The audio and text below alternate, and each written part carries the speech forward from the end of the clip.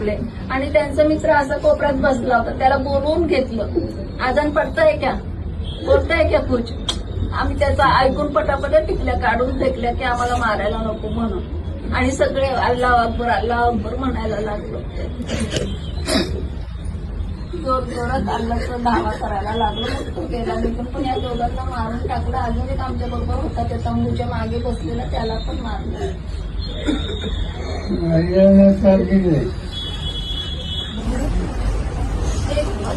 एक जरी असतं तरी आम्हाला मदत झाली असती. कोणाची मदतच नव्हती मग तिथे यायची. आम्हाला निर्बल लोकांना बघून ते अतिरेकी आले. घोड्यावर बसून आम्ही गेलो पण तरी आम्हाला भीती वाटत होती. मग खाली येताना आमचे गुडघ्या एवढे पाय चिखलामध्ये रुतत होते. आम्ही पळत सुटलो तिथून. नंतर आमचे बुटं बिटं सगळे ते चिखलात अडकले. मग तिथं बुटं बिटं सोडून आम्ही पळत सुटलो तिथनं. मग आमचे घोड्यावाले खूप चांगले, ते पण मुस्लिम होते, पण ते आम्हाला घ्यायला आले परत.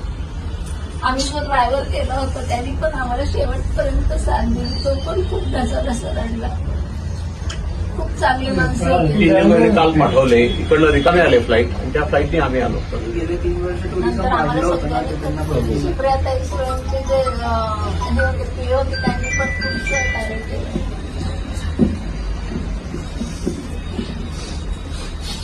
सगळ्यांकडे त्यांनी बिचारी मुलगी असून सुद्धा